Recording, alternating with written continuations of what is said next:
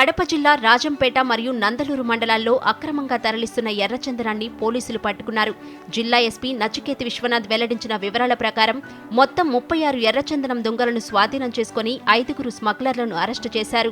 ఎర్రచందనం అక్రమ రవాణా చేసేవారిపై పీడీ యాక్ట్ వంటి కఠిన చర్యలు తీసుకుంటామని ఎస్పీ హెచ్చరించారు.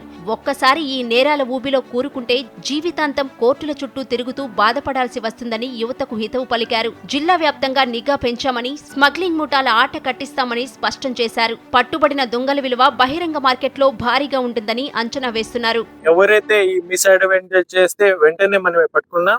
ఒకసారి రెడ్ హ్యాండర్ కేసు రిజిస్టర్ చేస్తే మాత్రమే ఆ లైఫ్ టైం దీనికి ఎఫెక్ట్ ఉంటుంది. సో నేను అపీల్ చేస్తా ఉన్నా, ఎవరైతే లోకల్ హెల్ప్ ఉంటుంది, లోకల్ హెల్ప్ చేస్తా ఉంటారో మీ ద్వారా వీళ్ళకి అపీల్ చేస్తా ఉన్నారు. ఒక్కసారి మీరు రెడ్ హ్యాండర్ కేసెస్ లో ఏ విధంగా దీంట్లో లోకల్ సపోర్ట్ ఉండొచ్చు, ఇన్ఫర్మేషన్ ఉండొచ్చు, లేకపోతే ఫిజికల్లీ అక్కడ వెళ్ళి కటింగ్ చేసి, లేకపోతే ట్రాన్స్పోర్టేషన్ లో హెల్ప్ చేసి ఉండొచ్చు. అది ఒకసారి చేస్తే హోల్ లైఫ్ ఈ కేస్ మీకు ఫాలో చేస్తుంది. హోల్ లైఫ్ దీనికి రిపర్కషన్స్ ఉంటాయి.